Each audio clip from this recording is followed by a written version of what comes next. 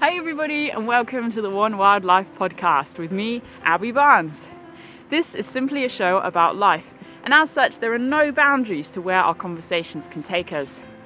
Along the way, we simply aim to inspire, empower, educate and uplift, exploring how we can all live our best lives every single day. Before we get started, I want to mention that this podcast is hosted by Spend More Time in the Wild, which I founded in 2016 to help individuals get outside for the benefit of mental and physical health. Over the last few years, the project has grown into a worldwide community of passionate and courageous individuals working together to enjoy the beauty of our wild spaces and protect them for generations to come.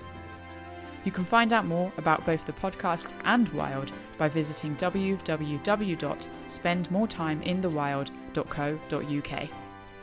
Don't forget to subscribe to this podcast wherever you're listening, or head on to YouTube to watch the full episode. Hey folks, and welcome to season 2 of the One WorkLife podcast. Season 2, I can't believe it's season 2, man. It's like, I don't know, Game of Thrones, but better because it's the One WorkLife podcast. Anyway, so I'm really pumped to be back, and I'm so glad to hear that you guys are tuning in, listening again. And we are jumping back in with the final guest we had on season 1, and that was Andrew Miller. He's an ex-military specialist. He works in business and marketing and coaching and the outdoors, and basically he's just an all-round real nice guy. Before you jump into this episode, I definitely recommend that you listen to the final episode, so episode 6 of season 1, where we dive into Andrew's life and sort of how Andrew became Andrew. It was a fantastic conversation, but we're diving in with him again today for a second conversation, where we're going to be exploring a little bit more of a business focus. So whether you, I don't know, were a kid and you had your lemonade stand on the side of the road and you made a few bucks there, or whether you did cake sales when you were at school, most of us have some kind of like businessy route within us.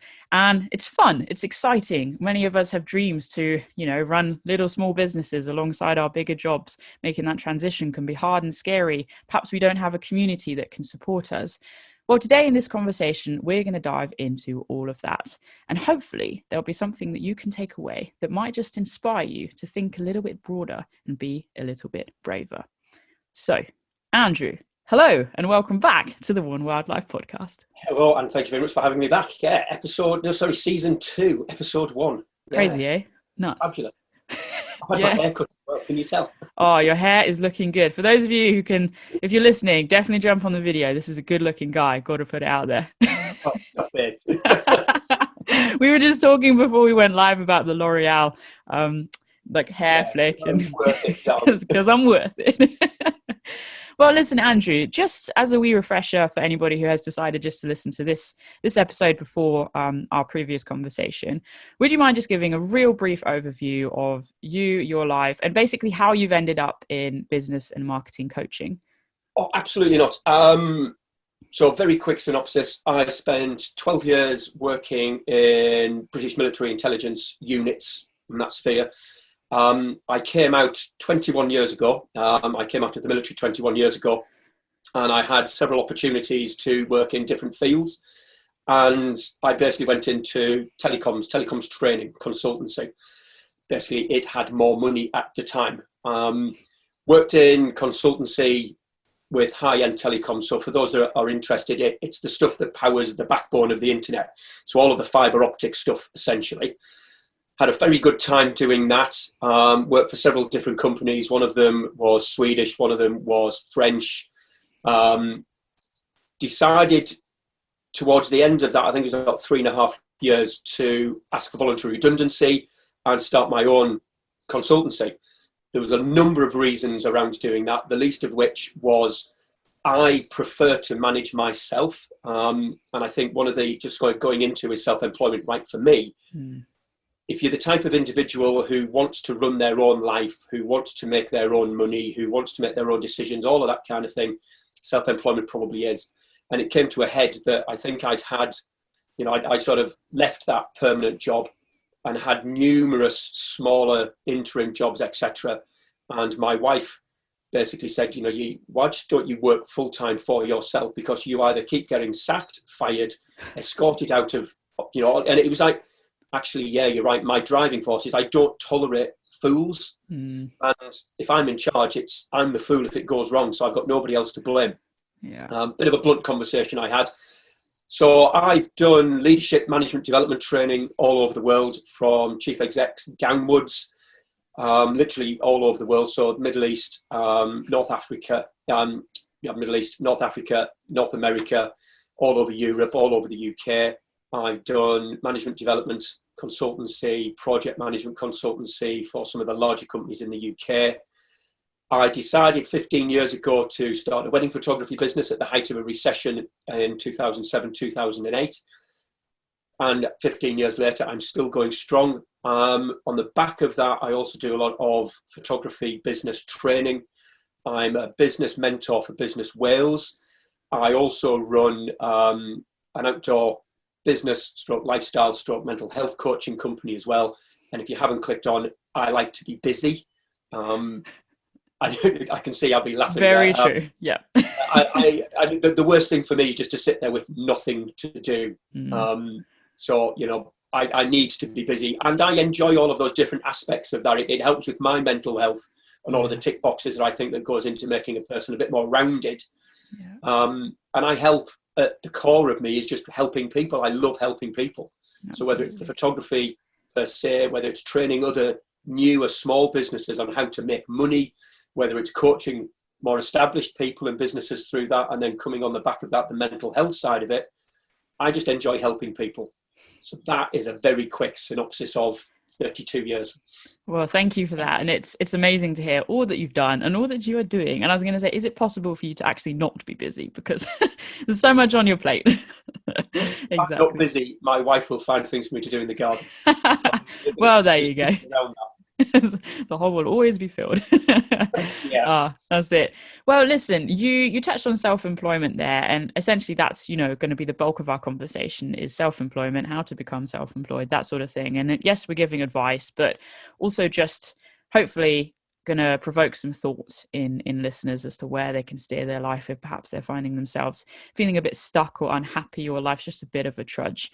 And I want to just jump back to something you said there, which was, that conversation you had with your wife about doing your business and running your business full time.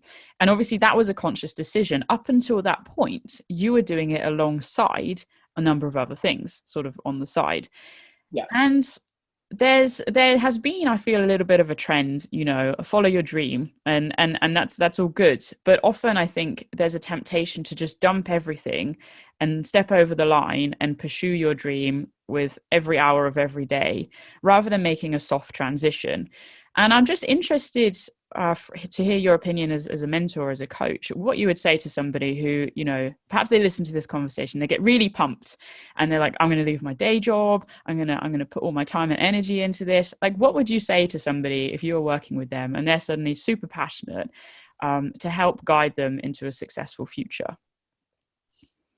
Right, straight in with a big question. I'm just going to read a bit of a quote. So small businesses make up about 99% of all businesses in the UK. Wow. Small micro businesses with a core. Yeah. That's about 6.6 million small and medium businesses, combined turnover of 2.2 trillion pounds. So we are it's a huge number, isn't it? We are a large astonishing. 80% of those businesses will fail within the first year. Okay. After 5 years, 42% are still trading. It is not an easy thing to do. Being self-employed, in my opinion, is the best thing anybody can ever do, but you must be prepared to wear a lot of different hats, go through a lot of emotional issues, a lot of relationship issues, as well as your own issues. So you need an online presence executive, a social media advisor, an IT director, an art director, a finance director, a marketing director, a contract director, a sales director, product design, product improvement, website design, etc. You need to do all of that if you are one person. Hence, I need to be busy all the time. So transitioning from I'm not keen on my day job to I want to do my, where my heart goes, absolutely fabulous. Don't just dump everything.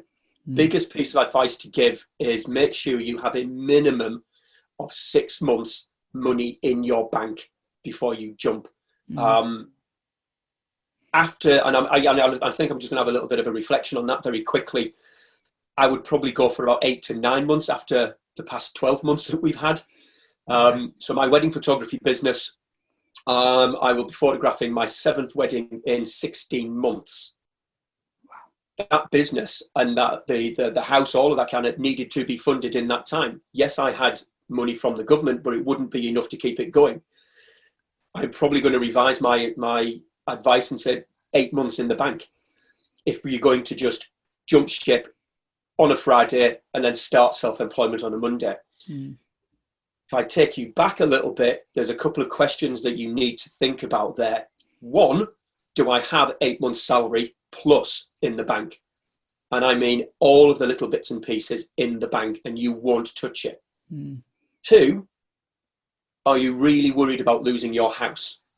If you can't pay the mortgage and you can't pay the rent, after 6 months, they can and will start legal proceedings to evict you.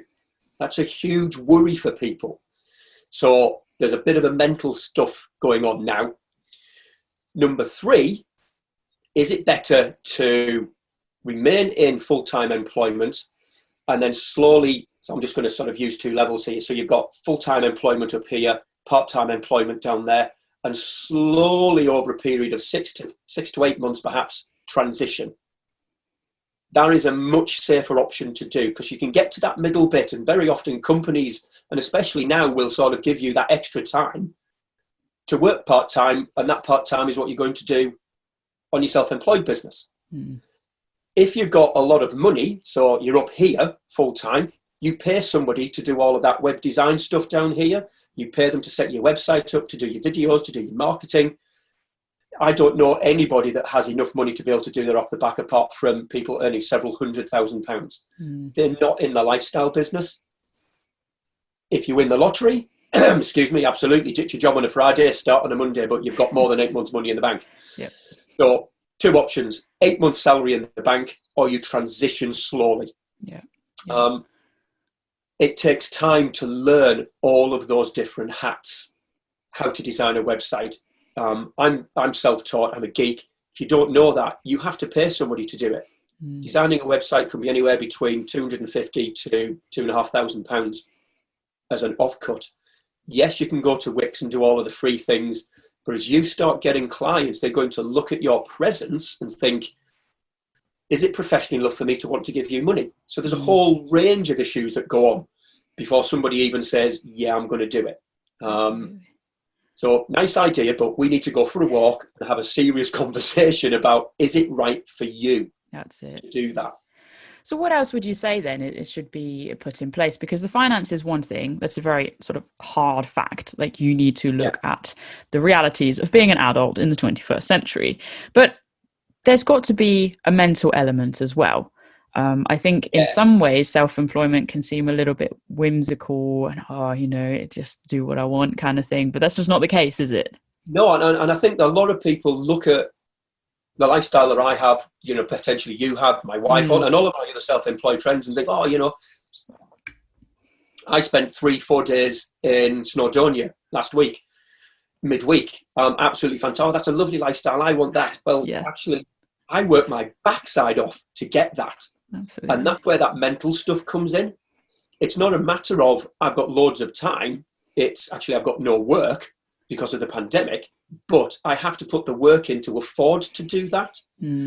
I need to have that mental resilience and that mental support from a coach, mentor, whatever, to help me through those times when you put your website up on a Monday and by the same week on the Friday, nobody has been in touch with you, and you are absolutely gutted. And you're thinking, it's the greatest website. I spent £2,500 on it. I think I've got a great product. Why isn't anybody buying me? Well, there's a whole load of reasons. It's not as simple as people think. That takes a mental toughness, mental resilience, and a physical resilience to keep going and doing 18-hour days to constantly push it. So it's not the lifestyle that people think it is. It takes time to get there. But, when I get busy towards the end of this year, middle of this year, I'm going to be like a duck or a swan that's floating really nicely on the top, and my legs are doing that. Yeah, going crazy. Or like the amount of work. And that's what people don't see. They don't see the hard work that goes in. Absolutely. No, and it's a very good refresher and reminder of that. And we'll actually come back onto the rejections. We'll come onto the mental resilience. Those are all things I'd like to touch on. But there's one other thing I'd like to explore with you before we dive into these things is heart. What about heart? Because yes, we can have mental resilience. We can have that as an attribute. Perhaps it's something we've worked on cultivating through having a tougher job when we were working in an employed sector. But you and I both absolutely love what we do. We look forward to waking up the next day, getting out of bed. There's no trial and tribulation there. It's like, cool, let's do it. I love this. So what would you say to somebody about a motivation, whether they're pursuing something, a self-employment role for a financial reason, or whether they're pursuing a role for a heart-led reason? It's genuinely something they really enjoy. And to take the heart, because just to evolve that a little bit, you could be somebody that really loves doing something, perhaps as a hobby. Maybe it is going for hiking or mountaineering or skiing. What would you say to somebody who's like, yeah, I feel like I could, set up my own adventure company or something like that? Where is the line between actually keeping something as a hobby because you really enjoy it and turning it into a business? I don't think there is a definite line. It's not a digital answer. It's a very analog, it's a very grey answer. Yeah. I've always had a hobby doing photography, and I needed to make money, therefore I will charge people. Yeah. That was the defining moment for me. I think as a self-employed person, you look at what you enjoy doing. So we start with the emotive stuff, the emotional stuff, the real heart. And for instance, you enjoy making widgets. And you do it part-time, and you sell on Etsy and you sell on Facebook, and people keep saying, oh, you really want to do this full-time, you can make more money. And you start thinking about that and you think, yeah, okay, maybe I can do that. You have to have 100% confidence that widget that you're selling is the absolute best widget possible and beats every other widget on Etsy or on Facebook or wherever. Yeah. You have to have the passion for that widget or that product, whatever the product is, to go out and I'm going to use some business words here, sell it. Because if you're not passionate about your product, you can't sell it. People will subconsciously pick up on that. That's going sort of back to that long list of jobs you have to do, the sales director. You're going to have to go out and sell your product. If you can't convince people about your passion for that product, that widget, they're just not going to buy it. Why do I want to buy from somebody who doesn't believe in it? And there's a little bit of subconscious stuff that goes on there that people can actually tell all you're doing is doing that without actually believing the heart. Yeah.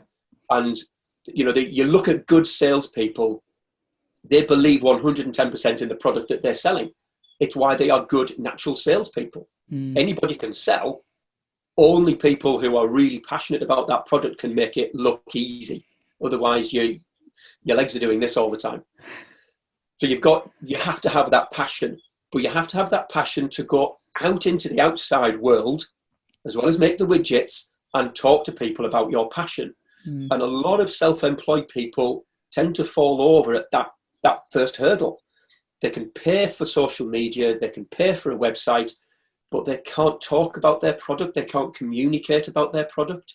They may be passionate, but they can't tell anybody about it. And that's a big downer when 3 months in and you still haven't sold these fantastic widgets. But 3 months ago, people were buying them on Etsy, but they won't buy them off your website because it comes across as a slightly different product. Yeah. Does that make sense? It's not as I said, it's not a digital answer. It's a very grey answer. Absolutely. Passion for your product has to be absolutely key. Whether you've been self-employed for 15 years, 20 years, 25 years, or 5 months, 5 days, have to have that passion. Yeah, that's some very good thoughts there. And I guess actually this is where self-awareness is really important, because you can be honest with yourself about what your strengths and weaknesses are, and where your weaknesses lie. That's where you want to put the effort in, because yes, it's about the business, but if you haven't done this before, there's going to be a huge amount of personal growth that's going to happen alongside.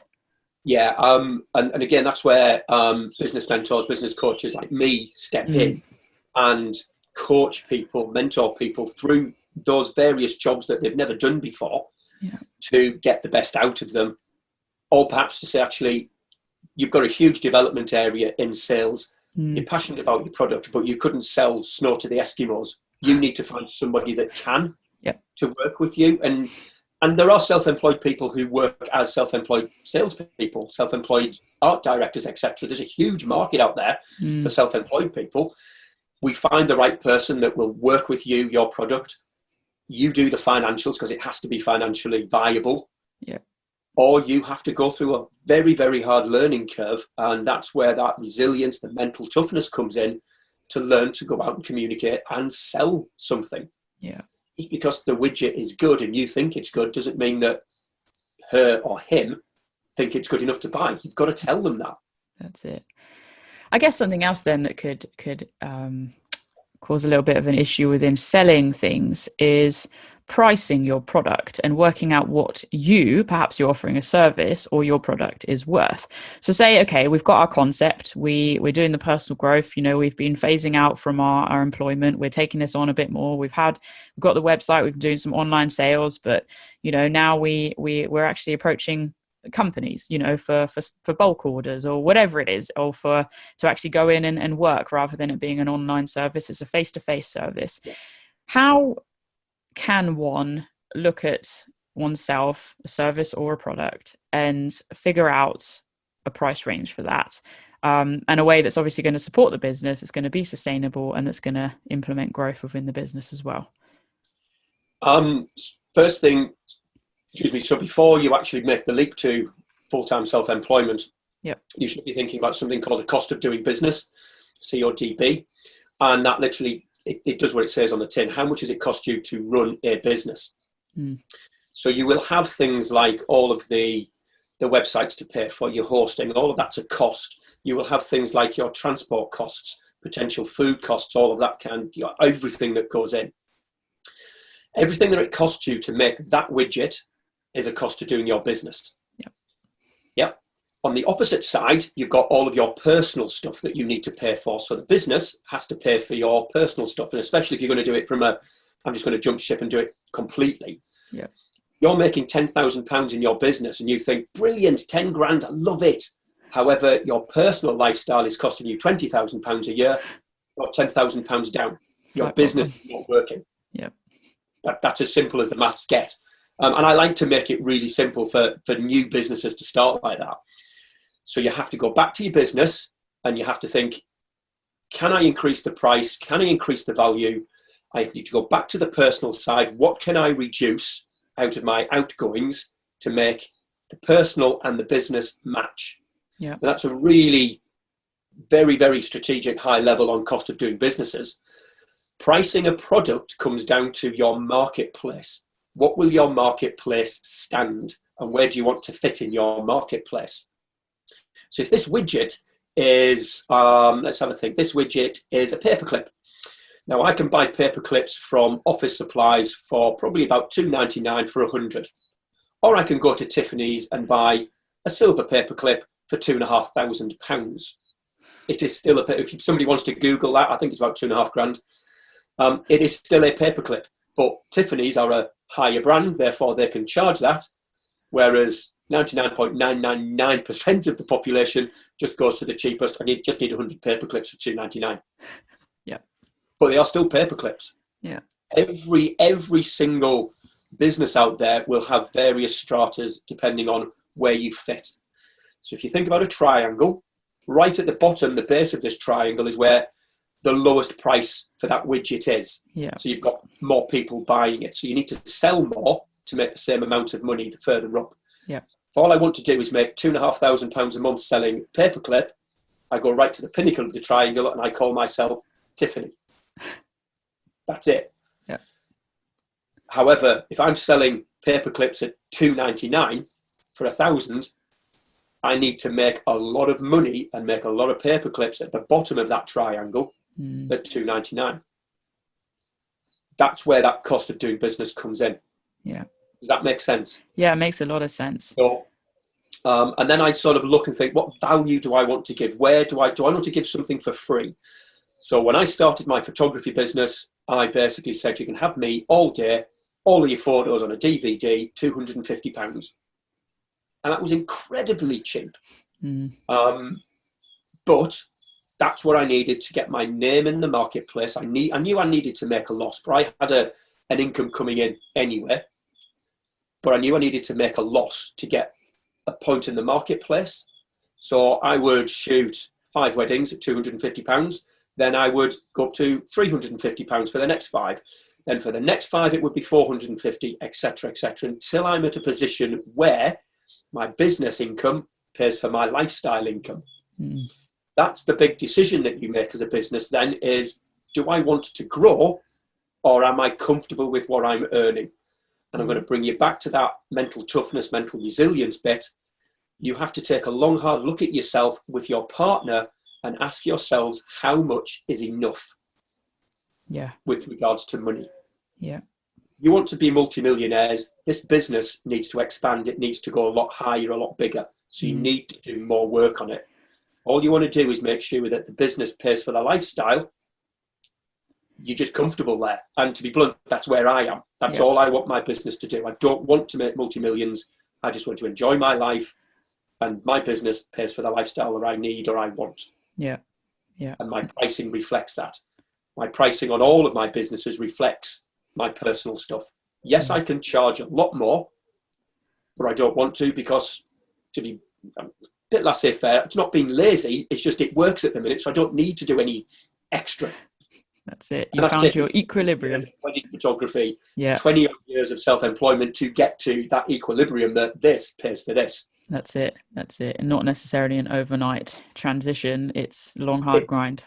Well, as I said, 80% of small businesses will fail after the first year because people think, I've able to buy me. No, it doesn't work like that. You've got to put that effort in. You really have to put the effort in. And that's mentally tough. Yeah. We'll possibly come on to rejection later, but being told no time and time again is mentally tough. Yeah. It hammers your self-confidence. It hammers your personal confidence. It hammers your whole outgoing that you're not good enough. Yeah. And all it needs is one person to say, actually, I think you are good enough. I will buy that product. And you're back on the top of Everest again. You're there. You might have had 100 million rejections, but one person says yes, you're back on the top. That's it. So that person, though, is your ideal client. And I'd like to dive into that a little bit now. So it's all very well, setting your price range, having your business plan, building that mental resilience. You might have an awesome product. It might be really easy, one click. Thank you, inspiration from Amazon. But how do you find that ideal client? I guess there's sort of two sides to this. There's finding your ideal client and reaching your ideal client with marketing. So can we dive into that a little bit? Have you got any thoughts around that? Yes. There's a link in the notes. I've looked at my photography website about finding my ideal client as a wedding photographer. I'll talk about that a little bit and then I'll move on to the other aspects of my business. So as a wedding photographer, I include wedding albums. I don't do time limits. I do pre-shoots and I like Jaffa cakes. You do like Jaffa cakes. And it's my full-time job. So I'm looking for ideal couples who, want a pre-wedding shoot, who want to meet and build a relationship up. Not just give me some money, take some photographs and done. I want a much more familiar, a much more consultative approach to a wedding. So that's a big thing. I'm looking for couples who want to invest in me and what I do. I'm looking for couples who want to invest in printed photographs in an album for memories. So they have a different outlook than just the whole digital stuff. You print a photograph, it means you are preserving a memory pretty much permanently now, and those memories are important. So my house has got photographs all over of lots of different things. I have my granddad's wedding photographs. I've got my mum's wedding album. My gran and granddad were married in 1944. Those memories, my voice is breaking up because I get a bit passionate about this. Those memories mean a lot to me because they are not there anymore. And there's nobody in my gran and granddad's wedding photos that is alive, but they are still there in my memories. And I can't remember them without that photograph now. They've been passed away so long. Yeah. But that is an important aspect. The Jaffa Cakes is a little bit of an indicator, have you read my website? So if I get an email saying, really blah, blah, blah, I'd like to book you for our wedding, blah, blah, blah, blah. How many boxes of Jaffa Cakes do I need to buy you for the discount? So It means they've taken I know you're laughing, but it means they've taken the time to read through my website and not just price, click, contact. Yep. They're buying me for me, and I'm very authentic. Yeah. So that's on the photography side.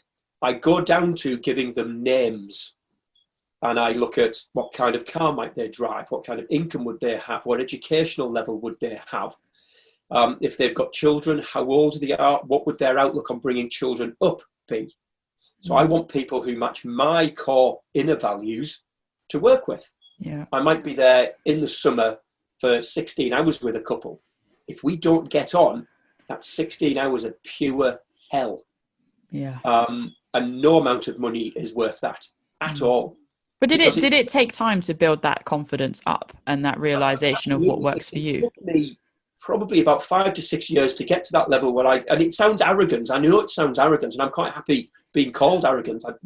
Fine, but it works for me. Yeah. It took about 5 or 6 years to get to that level where I thought I'm confident enough and successful enough with a brand that's there that people can recognize, and they recognize my style of photography, that I can be more choosy. I can decide who I want to work with. And if I don't like you as a couple, for whatever reason, I'm going to have a really hard conversation about, actually, I'm not the right photographer for you for a number of reasons. However, I have a whole list of other photographers that would fulfill your needs. Yeah. That's a very difficult conversation to have. 2 or 3 times a year, I will have that conversation with couples. They do get upset, and you can see the disappointment in their non-verbal language. But on the flip side, they appreciate the complete authenticity and the honesty that somebody is saying, "Don't give me your money. It won't be the wedding that you want." So instantly it goes bang, the face drops, that kind of thing, and then instantly he's saying the right thing. He's doing the decent thing. Yeah. On the other side of my businesses, so on the business coaching, I'm looking for people who really want to do it, to make it. I'm not looking for somebody who's interested in making lots of money very quickly, because it doesn't work like that. Yeah. And they are really quickly to sit down. 10 minutes into a conversation, I will know whether or not your passion that we've talked about earlier is there, or you just want to make a shed load of money in the shortest possible time. And business isn't like that. If you want to do that, multi-level marketing, the pyramid schemes, you'll get caught, you'll get fined, and put in prison. Yeah. Does that answer the question in a roundabout way? It does. And I just want to dive a little bit more into the marketing side itself. So I can imagine, depending on who your client is, you need to analyze how you want to get yourself out there.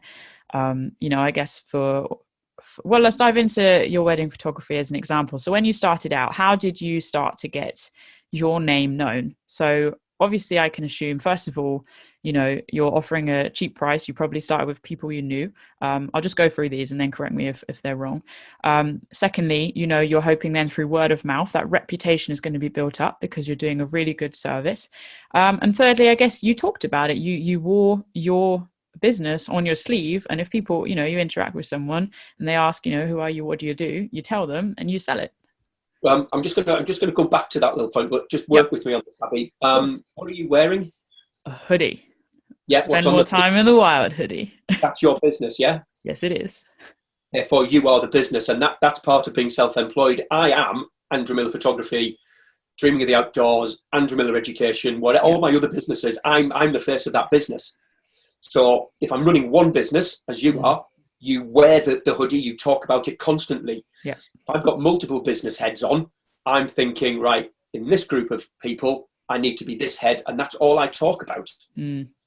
I am the face of that business. Now, starting out, there's only so many people that you will know that will buy your widget. Yeah. And you will soon just get rid of that. They will get sick of you. It's a little bit like Avon products, perhaps. Yeah, your friends will jump in, and then, to be blunt, they will get sick of you trying to flog them more Avon products. So you need to expand it. So you need to go out and market it. Back in the day, he says, Facebook was fabulously free. You didn't need to pay for adverts. You could just bombard it. That's it. And that helped. Word of mouth helped, but I don't use word of mouth because I'm a bit more for a fussy bugger now. And I found that couples they like to trust personal reviews, but they also want to be different from their friends who are getting married. Okay. If I had the same photographer, I'm not being different. Got it. Fine. And I'm really happy with that. I prefer that because I like to be different. I go out and I market using social media. I market at face-to-face at wedding fairs, wedding exhibitions, anywhere that I can see. So I'm at a wedding. I will deliberately choose people to help me hold my light stands who potentially have a rock on a finger, who are loved up, because I'm giving them an experience of Andrew Miller photography. This is what, if you pick me, this is what your wedding is going to be like. It's going to be so much fun. Yeah. And that's where it should be. So I deliberately ask for help from people who have a rock on their finger. So I'm targeting potential clients at a wedding. On the other side of that, the coaching, the outdoor stuff that I do, and we're in the same sphere. We're not quite in competition, but we do similar things. So I suppose it's advice for both of us here. I would be looking at people who want to go out and wild camp for the first time, but are absolutely terrified of where to go, what to take, what it's going to be like. I can't really afford it, and I've never ever done it before. So I've got 5 criteria. So if I'm going to put an advert together, whether it's social media or otherwise, I'd be saying things like, I'm looking for people who want to experience a night outdoors under the sun, under the stars. It's very expensive. I will provide the equipment for you. Tick in the box. Yeah. Because as you know, and I know, what, £200, £150, £200 to buy a set of kit? Adds up. And you might not like it. Yeah. And you've instantly lost 50% of your money there. Whereas I will help you by giving you the kit. And yes, that will cost more than £150. Sorry, less than £150. But if you don't like it, all you can do is walk away, but you've got a great set of photographs and memories. Yep. If you do like it, well, just keep using me as a mentor about what you want to buy, and I will save you the money by telling you don't need to buy £3,500, so Hilleberg tent, whatever, when all you're going to do is camp in the lowlands. Does that make sense? Yes, it makes a lot of sense, and I think that's really helpful. Identifying who I'm looking for, and I do identify people like that, and I will give them names. I will make them a person. So they're in my head when I'm developing that product. I'm not developing a product. I'm developing something that would help Jane and John. Yep.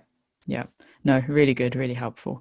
So we've talked a little bit about rejection and mental resilience, and I think they sort of come side by side. And I think, first of all, to even, entertain this endeavor of starting up a business, you definitely need that resilience, that passion. We've touched on a lot of things. But as you said, rejection, especially repeated rejection, is really hard to handle, whether you're in an employment or whether you're self-employed and employing others or whatever it looks like. So can we dive into that a little bit and what it looks like and what it takes to coach ourselves and work with ourselves through the setback, through negative experience, through criticism, and through rejection? Rejection after rejection is probably one of the reasons that most businesses do fail, that individuals cannot cope with that rejection. And it's emotionally and physically draining to have those constant setbacks after setbacks after setbacks after setbacks. And what sets the successful business owners apart from everybody else is that mental resilience to keep positive, to look on the positive side of something and reframe the setback and continue to keep going. And it's reframing something so that you, for instance, I may go to a wedding fair, and at a wedding fair, there might be 100 other exhibitors. There may be 10 other wedding photographers. I might not make a booking at the wedding fair. In fact, I don't want a booking at the wedding fair. I don't see that as a failure that other photographers might do. I see that as, one, nobody who was my ideal client came into that wedding fair. 2, I've handed out 30 odd leaflets, business cards, and spoken to 30 odd couples who may come back to me. Therefore, it's not a failure. It's just they haven't booked yet. Mm. So I handle it and I reframe it completely differently than nobody booked me and get really sad. I don't let myself, I reframe that rejection. You didn't like me? Well, that's fine. You're probably not the right client for me anyway. You didn't like my YouTube channel? That's fine. You're probably not my target market. End of, and move on. Yeah. When you get people constantly giving you negative feedback, whether it's on a YouTube channel, social media, and I've had the same, talking about my Dreaming of the Outdoors coaching, that people don't appreciate the value of coaching. I'll personally engage in a conversation with them rather than just taking the negativity and reframing the question, constantly looking at the positives. Yeah. Now, that's the mental resilience that I as an individual have built up. For you and people listening, watching, to build up, it isn't just a quick fix. I can't come in and coach you and it's going to work suddenly. It takes time. So one of the big things, I've got a list of things I'm going to go through here. Physical health. Mental resilience is also about your physical health. If you are physically not on top of the world, your mental resilience starts to drip and drop. Your mental resilience starts to drop. Yeah.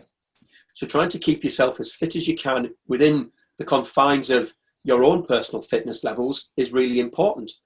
If you are in a self-employed sedentary job, so you're a social media specialist, so you're going to sit down at a computer, getting out, going for a walk, getting fresh air, keeping yourself physically fit will help you keep mentally active and mentally awake as well.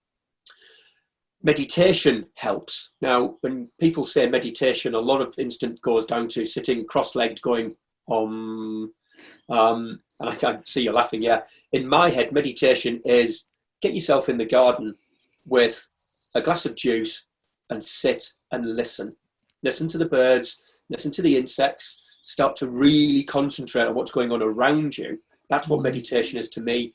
I prefer to do that on the top of a mountain with nobody else there because I like the solitude and the quietness. But that meditation helps to frame things in a little bit better way for me. Yeah. That's mindfulness at its most raw, as far as I'm concerned. Just you're there with nature completely. Take your shoes off, get in touch with the grass, the mud, the rocks, the snow, whatever, and really deep down. Find purpose and meaning in your life in general. So why do you do what you do? So you need to look yourself in the mirror there when you're doing that.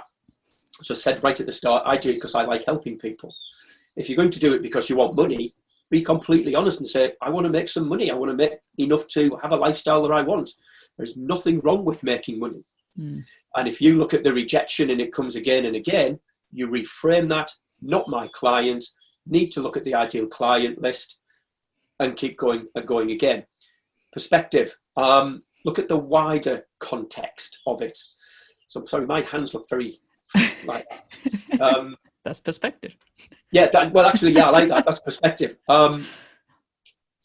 Will the same issue still be here in a week, a month, a year, 2 years? Probably not. They are probably going to disappear. New issues will come up, but the issue that you're facing now will probably slide down. Another one will come up, and that's where that mental resilience to keep coming back, keep being a little bit positive comes in. The sort of the final one, final couple, help yourself by asking for help. Nobody can cope with it. I get coached myself. You know, I'm a coach, master's level in coaching and mentoring, etc. I still have a coach to help me because sometimes I need their external input to refocus and reframe and help build my mental resilience a little bit more. As the saying goes, no person is an island. So everybody needs help. That big step is in asking for help. And many, many people don't do it until right at the last possible minute. And then it's a huge struggle to try and keep the businesses working. Yeah. Continuous improvement. The Japanese word for this is Kaizen. Constantly look at what you're doing. What can you keep doing? What can you start doing? What can you stop doing? So at the end of every week, sit yourself down, look in the mirror. What have I done? What can I keep, start and stop doing? So you're constantly improving yourself and your business.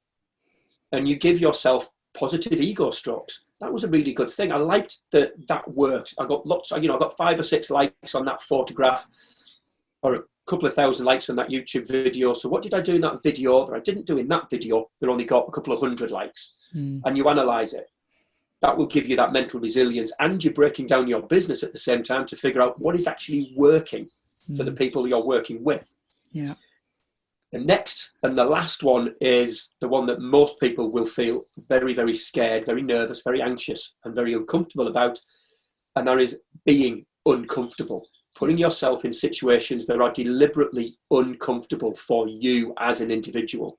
And then you learn to understand what those feelings are, the emotional, physiological, the physical, the mental feelings, so that when you start going into those feelings, you've got some way of getting back out of them. So putting yourself into situations where out of your comfort zone, for want of a better word. So for some people, that might be walking up a mountain.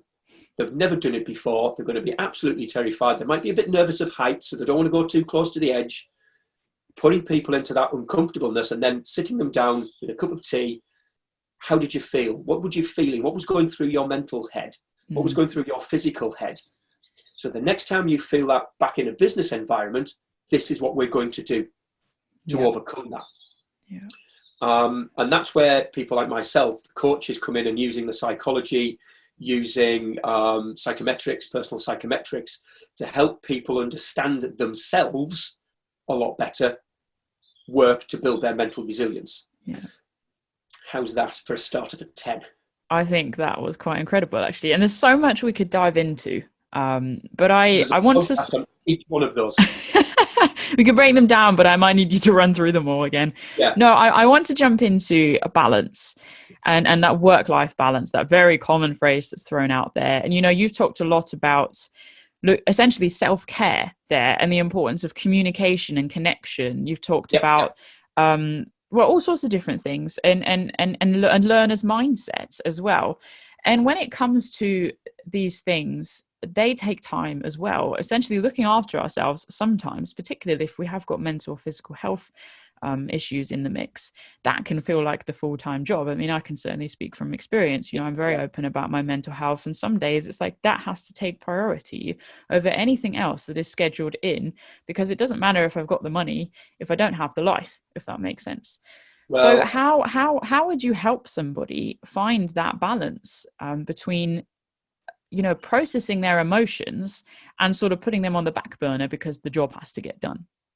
I'm going to reframe what you just said right at the start of that piece. It's not a work-life balance, it's a life-work balance. Good job. Yeah. Yeah, your life comes first, period, end of. Like and I'm on a mission when I work with HR people to actually say it's life-work balance first. From a HR point of view, it's the people that are important. It's human resources, people. It's not, work resources. And that's the balance that you need to get. So, going back to yourself, perhaps, your mental health issues have to come first, because that's your life. Yeah. And that's where building up a network around you of people, whether or not you pay them, whether or not they are friends, who can help run that little part of your business, or you can make your business almost semi-autonomous, helps. So you need to look at yourself right at the start of that process, and go right back to the start about being self-employed. And if you are currently physically fit, mentally fit, great, crack on. If you're not, then we need to run the business in a slightly different way. If you suffer from mental health issues, they are going to have an impact on your work issues. So how do we cope when the mental health issues become a little bit too much to cope with, but you still need to do the work? Who can I call on to help me do some of that work? Who do I trust to do some of that work? And that's that first, do I really want to become self-employed conversation? Yeah. Bringing that a little bit away from mental health into a conversation I have very often with females who come into becoming self-employed. One of the questions that I ask is, have you thought about children? What's going to happen if you have children and your business? Yeah. And that's the same, it's a massive impact. No, actually, no, I didn't. You're going to have to put some thought into that, because you can't run a business if you're 8.5 months pregnant and you're waddling around and it's an active outdoor business that you're running. It's just not going to work. Yeah. So you need to find people who can do that bit for you, that you can trust. And that's the same with the mental health side. It's the same with anything. If you have a physical disability a physical impairment, who can you get that will be able to stand in and help while you're perhaps getting the physical impairment sorted out? And it could be something like a chronic back pain. That's essentially what my advice would be, but that's right at the start of, do I want to become self-employed? We're open about our strengths, and I'm going to call them development areas. Abbie, you mentioned weakness. I don't like the word weakness. It's a development area. Okay. Because weakness has negative connotations to it. A development area means actually, I just need to get a little bit better at something. Yeah, that's and cool. Sometimes it's a little bit better. Sometimes it's a big piece. And part of that development is understanding that if it's too big and at a certain age, just forget about the development. It's not going to work. So my grammar and spelling is atrocious. So to help me over, I know it is. It's a waste of time sending me on any amount of corporate courses. So I use Grammarly. Hi, Grammarly. We're not sponsored by you. To help me overcome that when I'm writing online. That's my development area. I've identified it and I've fixed it. Yeah. That makes me feel better that when I am writing something, it should look pretty okay. Yeah. No, that's good. And I think there's some really good pieces of information there, that life-work balance, that actually life has to come first, well-being has to come first, because if you're not functioning, the whole thing's not going to function. Yeah. But what about then connection and community? Because I feel a very common phrase is, I really want to start this business. I think it's a great idea, but I just need a bit more confidence. I just need a bit more time. And I think quite often there's a number of words that disguise a lack of people around us who speak the language, who are further ahead, and we can sort of follow that path, who we can be inspired, empowered, and pulled forwards by. So how can we find or build a community when it comes to self-employment? I've used one of your words here, finding your tribe. Yep. And essentially that's it. And the word tribe is, to me, just a loose collection of individuals who have very similar outlooks to you. How do you find them? 99% of the time you'll find each other. I really do believe that people with particular outlooks on life, etc., will just congregate to each other, whether it's on social media, whether it's at networking groups, and you'll find that tribe that you build up the looser connections, a bit like an onion skin perhaps. You build up the looser connections, you get to know the tribe a bit more, and then you've got the core people in that tribe who you then can trust to do the work when you can't. And it might not be a formal thing. It could just be wedding photography. I've got a little tribe around me for my business coaches. Predominantly they're in the wedding industry. I'm busy on this date. I've just been asked to move a date for another couple. I can't do it. Can anybody else do it? And that's it. And I trust them enough that they can do the work. They trust me enough, vice versa. I was having that conversation yesterday with a videographer and another photographer and a couple. I'm doing one part of the wedding. Another photographer is doing another part of the wedding. And I just basically said to the other photographer, you second shoot for me on another day. Let's just not worry about the money. We'll just do a straight swap for skills. Yeah. That's finding the right tribe. There are people in that tribe who perhaps can't do the photography, but can do some marketing for me, can do the video stuff for me if I need to do it. Yeah. And you gravitate to the tribe that suits your own personality. So your Patreon group and your Facebook Patreon group is entirely different from my little tribe. The look, the feel, it's completely different. Yeah. But they are still very, very helpful and very uber supportive of each other. And I don't know about you, but the tribe that I've got, I get overly protective about them sometimes. Agreed.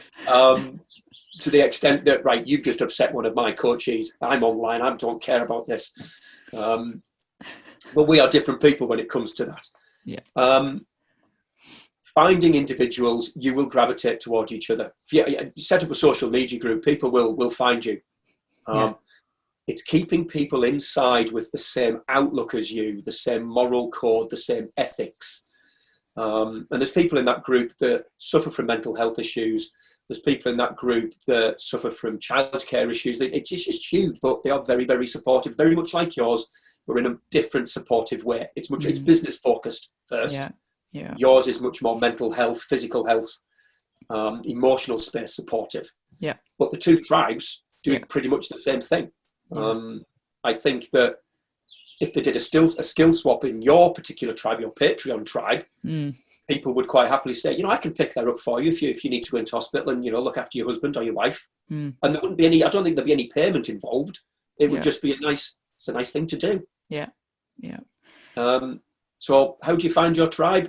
I think you just gravitate towards each other. It's like gravity. You just find people like that. Yeah. Yeah. Everything we're talking about is intentional. None of this is accidental, really. It's putting in the work, it's putting in the time, it's following that passion. But I want to ask you a very simple question, but arguably not. What, in your opinion, because I think we've touched on it a lot, but I think if there is a definitive black and white answer, although I'm not sure there is, then I'd like to know it. What is success? Because ultimately that's what we're working for with this. We've touched on that life-work balance. We've touched on, financially being able to meet the needs of your personal and business life. But what is success to you? To me as an individual. Yeah. So I defined what success looks like for me. Yep. And I sort of redefine that every 3-5 years as part of my life plan. Success for me is having enough money to pay the bills, go to the cinema when it used to be open once a month, go out for a meal once a month, done. Yeah. Well, that's it. That's ideal. There's nothing more complicated than that. Yeah. Okay. But so then you have a coachee and they are steering towards a particular goal. Is success reaching that goal or is it something else? Well, again, that's part of what I would bring out with the coachee and define what success looks like. Yeah. And we've spoken briefly previously on success for you in an individual area. And it's trying to get that focus from this right the way down so that you can really focus on what success like. So when it happens, it's happened and you can stop. And for different people in different stages of their life, it is going to be completely different. Yeah. It could be that for a younger 22, 23-year-old individual, Ashley, for instance, videographer that I've coached, success for him is financial success, buying his house. Very, very young. That's it. Starting a family and having enough money to pay all of that. It could be having a lifestyle that you aspire to, that's what you want. It could be putting your children through university. Therefore, you have to work towards a financial gain to help something like that. Yeah. Success means lots of different things to other people. It could be just being emotionally happy. And that's where that life coaching part comes in that I do. From a business perspective, if you're not emotionally happy, we need to park the business stuff and think about what your life is like so that the two are congruent, they work together. Yeah. And occasionally that sort of goes into relationships because all three of those areas interact with each other. If you're in a relationship and you're not emotionally happy for some reason, it impacts on your business, which impacts on your success. Yeah. And it doesn't matter how long you've been in a relationship or how short it is, or everything impacts sometimes. My own relationship with my wife, it goes through those ups and downs when we're both really busy. We've never seen each other for days on end because we go out to work, come back. We have to look at the relationship and work on it to make our separate businesses work. Yeah. And sometimes we need to go out with one of our friends and we get a serious talking to. Yeah. And sometimes that's all it needs is, like, you two, sit down. I'm going to tell you the truth here. And I'm like, okay, yeah, you're right. We got so involved in our individual bits. Our external person doing that is often a safer way than trying to discuss it because it's too emotional. Yeah, bringing in that. Lots of tangents I've gone off on there because it's a huge area. What does success look like? Absolutely. No, and I sort of expected that, but it's good to hear those reflections. I'm sort of interested now because this is almost a personal question because I'm at the point now we've spent more time in the wild where it's time, I'm bringing in other people to help with the workload. And you and I, we've worked together before and we've talked about, for example, my company, Wild, being the screaming baby or the child, that needs the attention, it needs the love, it needs looking after. And it's very scary bringing somebody else in and essentially saying, can you look after the child for this part of the day? Yeah. Having to let go and to trust and believe and to forge those relationships and dive in deep. So for anybody who's at this stage, you know, they've got their business, but they have bigger dreams, bigger visions, and actually they're at the limit of what they can handle. This ship is too big to steer solo now. What would you say there to somebody who's looking to make that leap to finding people to work with? You need to be very, very clear on the parameters of where that individual is going to come in and what they are going to do. Yeah. So it's not just a matter of, would you mind coming in just doing social media work for me? It's huge. Yeah. What I want you to come in is do three Facebook posts every week, 3 Instagram posts on alternate days, and 1 Instagram TV on every Sunday. Yeah. And they need to be at a particular time. So I'm looking there at SMART objectives, specific, measurable, achievable, relevant, and time bound. Mm-hmm. So very much focused on getting it done. Once you've got the individual who can come in, work to those parameters, work to those SMART objectives, and the work is of sufficient quality that you set, you slowly start to build the trust up. So it's just like, going back to the baby analogy. You trust the babysitter first time, or are you constantly on the phone? How is she? I'm just going to pop to the loo, you say to your partner over dinner, and actually you're just going to get on the phone. How's the baby? Meanwhile, the babysitter who's been doing it for 20 plus years, yeah, it's fine, it's okay. I've got 6 children of my own. I know what to do. But you have to build that trust up. The individual that you're working with understands and knows that. Yeah. Yep. So it might be your baby. They know it's your baby. They don't want to take your baby off. They've got their own little business and they're quite happy about it. Yeah. They don't want to steal yours. It's yours. Yeah. Who wants to steal a screaming child, for goodness sake? Nobody. But what they want to do is help people get a little bit better. Mm. So I firmly believe that everybody has got a really good heart at heart. Yeah. But it's finding the people like that. So specific objectives, SMART objectives, specific about what you want to get them to do. You are very specific about the contract side of things. You potentially ask them for example pieces of work. You then put a little bit of a contract together, and it could be just a one sheet, half a paragraph on, you'll do this work for this price at this time. Really, really simple. You give them the piece of work, they do it to the right standard, and you've got, a little bit of trust built up. Yeah. So you've trusted them a little bit more. You do it again and again, and each time that trust sort of rises exponentially, that you get to the stage where you probably don't need a contract anymore. You just trust them that actually, I'm going to talk about Bobby, the photographer I would pass all of my work to. I know that I can trust her 110% and say, well, she is doing weddings for me this year because I got double booked with the date moves. I don't need to worry. Just, there's my couple. I'll sort the finances and the invoicing out. Just go in, do it. I'm not interested in anything else. Yeah. But it takes time to get there. Bobby she must have done 25, 30 weddings with me to get to that stage that I trust her that much that I will give her my own couples. My baby, there you go. And I just don't worry about it. Yeah. Yeah. No, that's good. Time. And it does take time. And finding that tribe, and that person will become part of your tribe. Yeah. Yeah. And the patience and the grace with oneself is really important as well. That actually this is a big deal for me or for whoever, handing this over, and there's going to be a steep learning curve. But what then, say you've got a little bit of a team going on, whether they're volunteering, or whether it's they're joining you as self-employed, or whether you're looking to actually become an employer, what makes a good leader? I run 5-day courses on that in the Middle East. Good question. Massive. I know. The ability to make everybody a cup of tea in your team and nobody complains. How's that? I like that answer. I can make you a good cup of tea, right?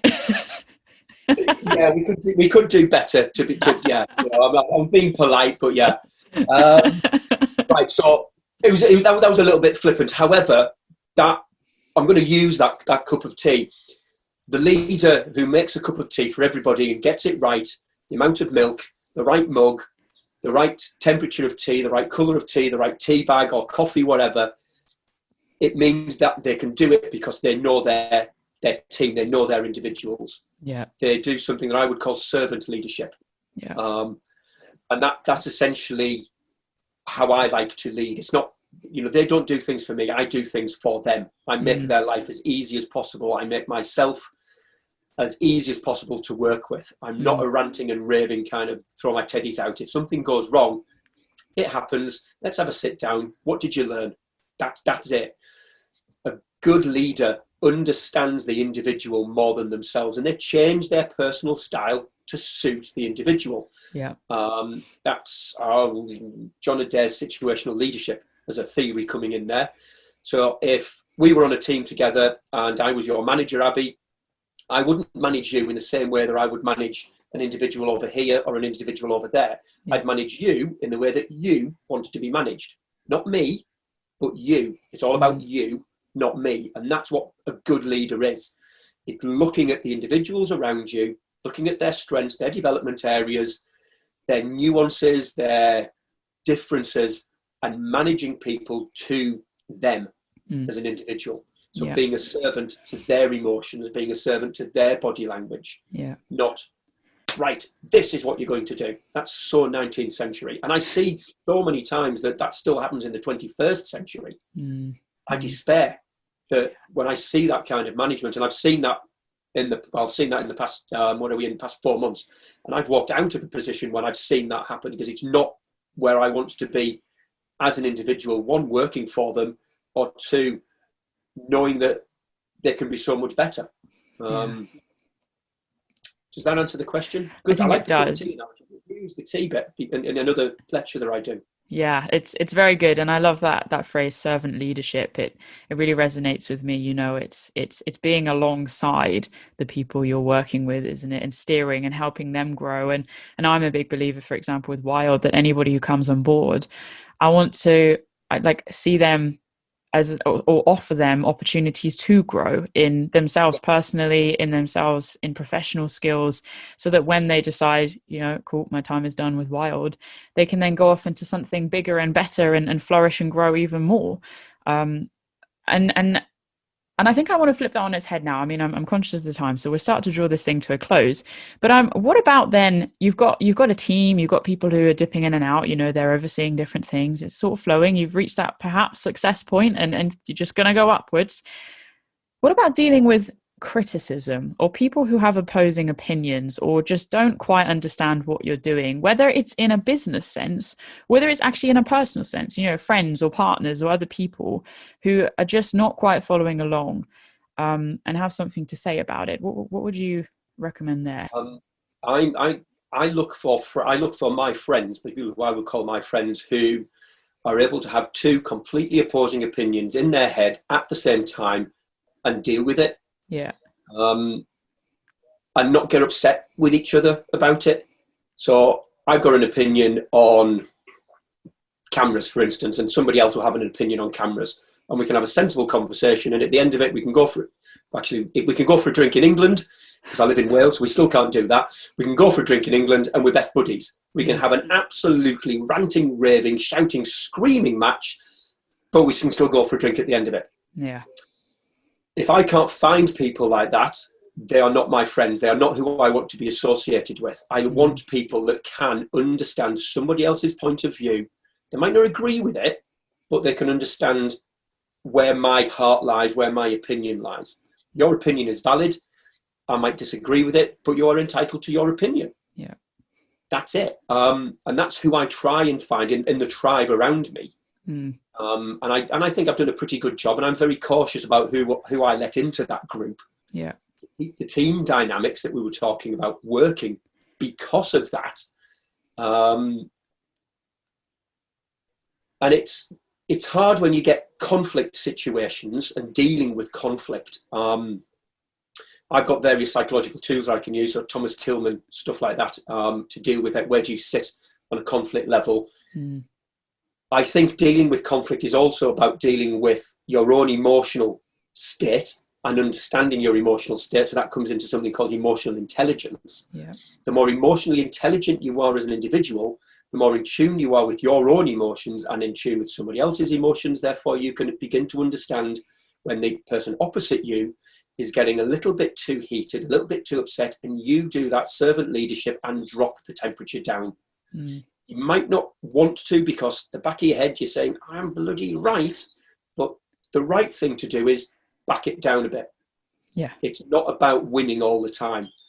It's about the longer term, the longer term relationship that you want with individual members of staff, individual relationships, etc. We have to compromise all the time. Yeah. It drives me nuts that after 20 years, Suzanne still does things. She'll know she uses every single pan in the kitchen, and I'm tidying after her in the kitchen. 20 years, it's not going to change. It's a compromise. It happens. It still drives me nuts, but it drives me nuts to the stage, yeah, okay, fair enough. 20 years ago, I can't believe you're doing this. And now it's just not going to happen. And I know I would drive her nuts as well. Yeah. And there's things that my friends will drive me nuts, but I still love my friends. Fiona and I have completely different opinions on a couple of things. We still love each other to bits. We still go out walking together to bits. Doesn't mean that we're not going to, fall out. It just, we recognise and respect each other's opinions. Yeah. That's it. Yeah.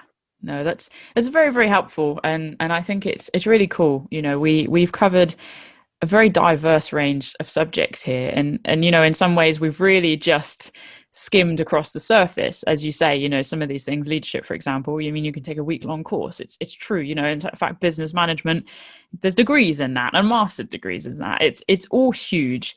Yeah. But I think, it's a good thing that we've talked about all of these things, and hopefully, it'll remove some of the air of mystery towards stepping into self-employment for listeners, if that's something that's on their heart and mind to do. So as we wrap this thing up, Andrew, is there anything you feel that perhaps we've missed, or any final pieces of advice or direction that you'd like to give listeners if they are feeling pumped and inspired by this and would like to take some forward steps? There is lots of free help about. So yes, full disclosure, I am a business coach. People pay me to do this. If you're in Wales, you can get my help for free. If you're in England, you'll have to pay. Or find your Chamber of Commerce and ask what help is there, that they're available. Go to your local council and ask what help they're available. Local authorities often have organisations set up to offer advice to new startups, potential startups, new businesses. They'll give you free training courses. All of the stuff that we talked about right at the start, you can get for free. Don't be afraid to ask for help. It might be worthwhile paying for somebody to give you an idea of what help you need to ask for. But after that, keep that part of your little tribe and then get everything free as much as you possibly can. There's loads of free stuff, and reach out to people. Don't be afraid to ask for mentorship from somebody. On a formal level, you might have to pay. On an informal level, if all you want to do is email me, Facebook me, I'll quite happily just type a couple of messages, and I'll quite happily do that. I'm not going to charge you for that. It'll cost me too much money in invoicing and timing.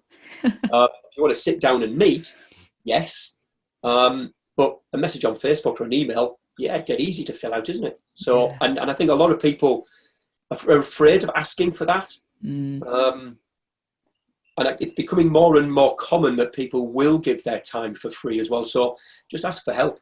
That's it. No, I think that's what help you need first, but then ask for it. That's it. I think that's a fantastic place to end this conversation. And of course, anyone listening to this who would like to get in touch with Andrew, just head to the website and the show notes, and you'll be able to find all the links and details and contact, and everything you need will all be there in a nice and easy way. But listen, Andrew, thank you so much for your time today. It's been really wonderful to dive into this subject with you, and you really approach it with an ease that makes it feel doable. And I think that's a really good gift to have. You're helping. I'll never forget from our last conversation. Push people forwards. And well, funnily enough, I said I'd never forget, but now my brain's just gone blank. But that is me down to a T. I was thinking about authenticity, and it's like, authenticity is important, but hey, you can't hide when you're doing a podcast recording. This is me, folks.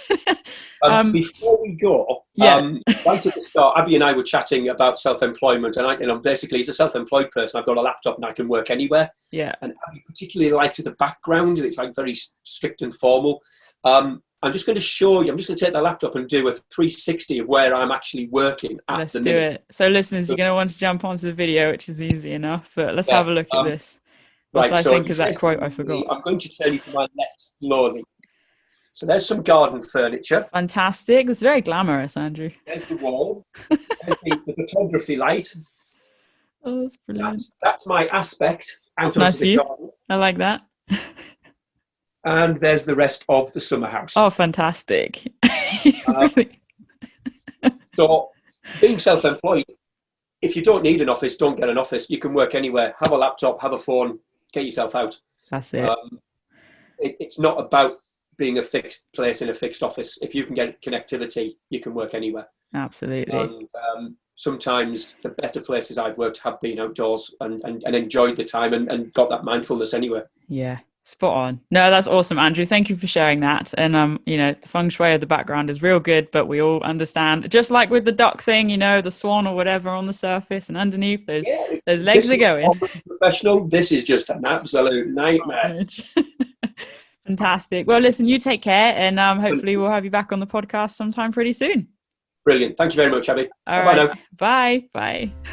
It's push those in front of you and pull those who are behind you. There we go. I got there in the end. Anyway, as a small business owner myself, I found talking with Andrew hugely insightful. I love his approach and how he breaks everything down, making it easy to understand and digest. I really hope that you found something to take away from this episode too, that you can apply to your life, even if not in a career, then maybe a passion or a hobby. If you'd like to find out more about Andrew, then head to the show notes and there's a whole bunch of links there. And I really just ask that wherever you're listening today, you hit subscribe, you leave us a review, and you share this episode as far and as wide as you can. So folks, thank you so much for tuning in. It's been a pleasure to spend this time with you. And until next time, stay wild.